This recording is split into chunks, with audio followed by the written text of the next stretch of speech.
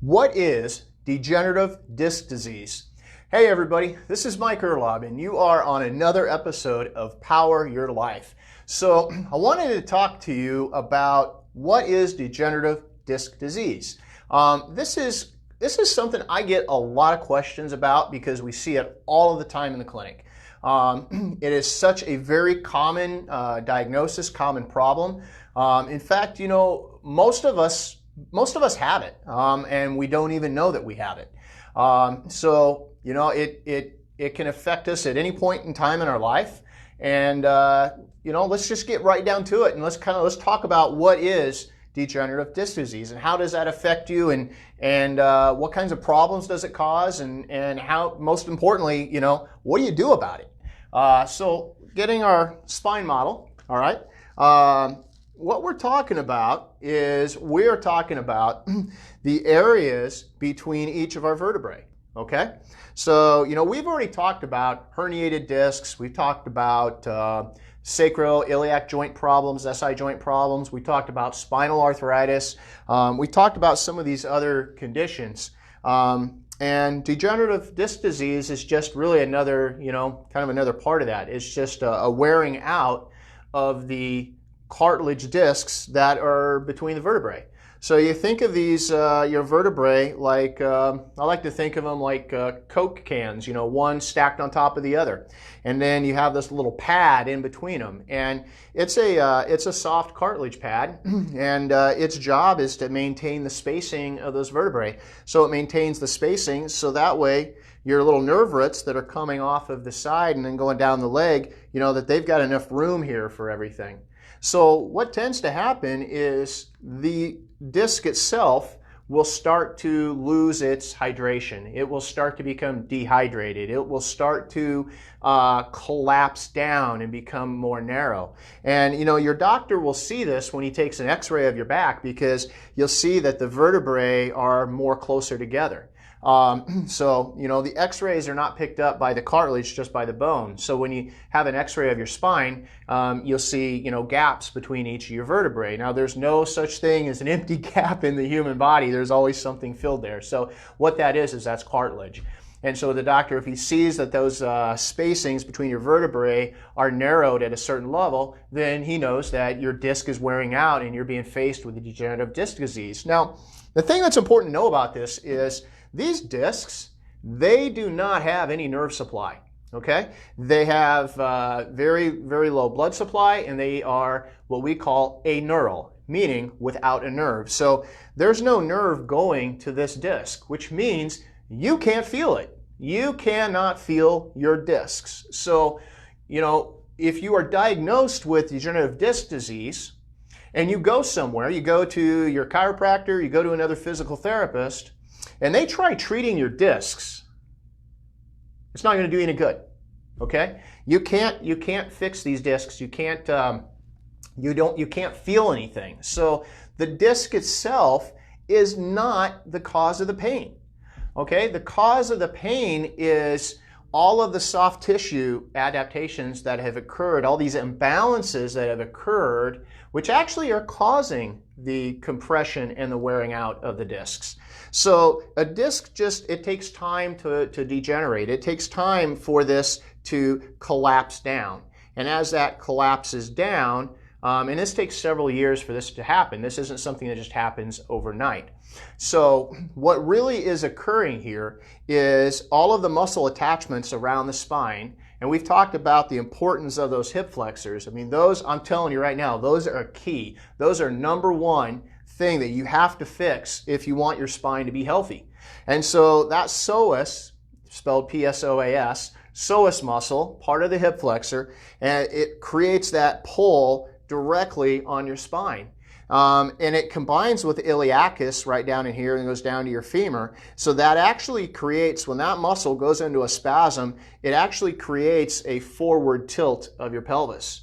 And we call that an anterior pelvic tilt. That forward tilt on your pelvis creates more extension and compression on that spine.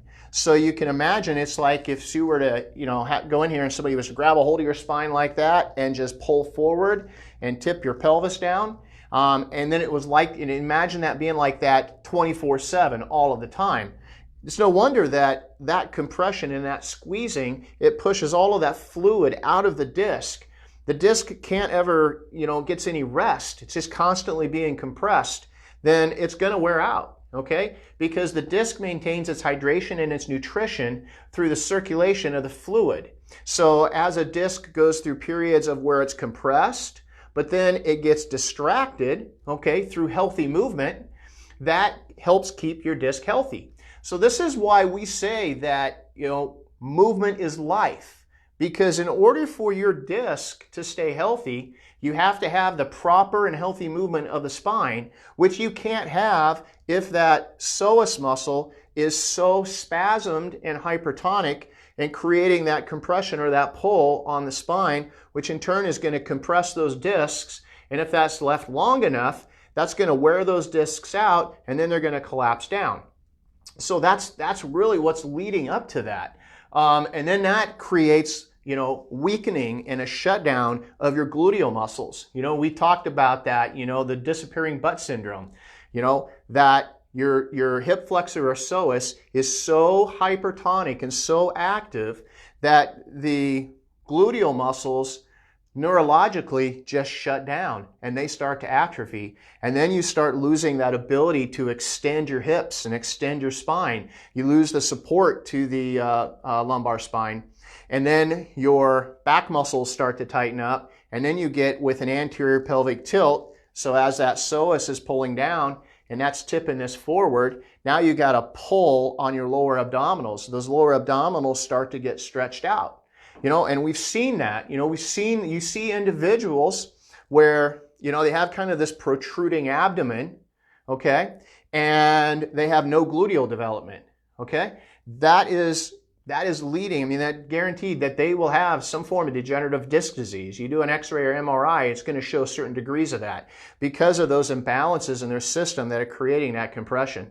Those hip flexors get so spasmed and hypertonic, and that occurs because the amount of sitting that we do and the amount of repetitive bending of doing the same movement over and over again, and those muscles just start to do that. They just start, think of it like, if I take my fist, and I don't know, can you see my fist on the screen, okay? So I take my fist and I squeeze, really super tight, and I hold that, and my knuckles, they go white.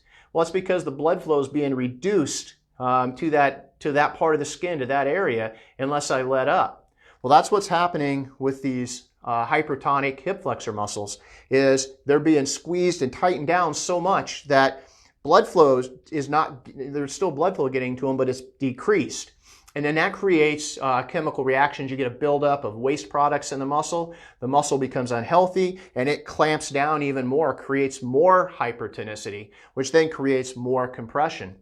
So until you start to shut off those hyperactive hip flexors and then redevelop your gluteal strength, you won't be able to get your discs and your spine healthy again. And like I said, when that disc starts to wear out, it's still not, it's not too late to be pain-free. Remember, the disc does not have any nerve supply. So even though the disc may be worn out, if you correct these imbalances around the abdominal pelvic area and you fix the psoas problem, you fix your gluteal problems and the weakness, you restore balance and alignment into that spine, you're going to alleviate that pain, okay? You're going to alleviate that pain and the numbness and tingling and the things that are leading to, sciatica and those kinds of issues, which we'll be talking about that next time. So give you a little bit of teaser about what we're going to talk next time.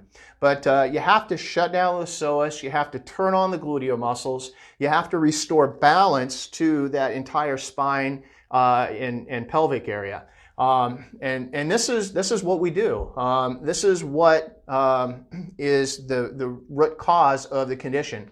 And, that's why so often, when patients come in to see me, and they're so focused on the disc and what's wrong with the disc. And like I said, that's not the problem. The problem is the cause and everything that's led up to that and those imbalances which are causing it. And then that creates, inability to stand up. Folks that have these issues, degenerative disc problems, have a hard time standing upright. They can't get themselves up because they're so tight and spasmed in those hip flexors. Their glute muscles are so weak. Their spine starts to become very painful and irritated. The back muscles become really tight. Of course, that starts to stiffen up their ability to move. Now they can't twist and rotate, which starts to lead from degenerative disc disease onto the next step, which is often into spinal arthritis or spinal stenosis. So if you want your back to be healthy, if you want to avoid getting down to that road where you're having so much chronic inflammation and pain to where you're having issues, you can't sleep at night, the pain's waking you up, you're getting that gluteal pain and buttock pain, you've got to focus on fixing those imbalances. I can't say that enough. I know it starts to sound a little bit like a broken record, but that's the truth. That's how you can correct those those kinds of issues. I've seen it time and time again. I've seen it in my own patients. I've seen it with my wife's back.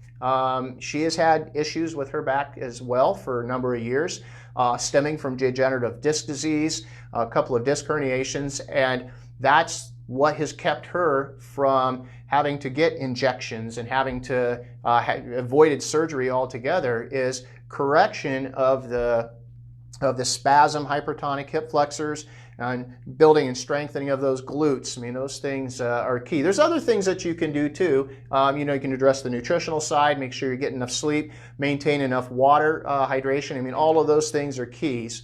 But going in and really addressing those true imbalances is number one. That's the best, that's the number one secret of anything when you're dealing with these kinds of back issues. So we know with that, so about all I had for today.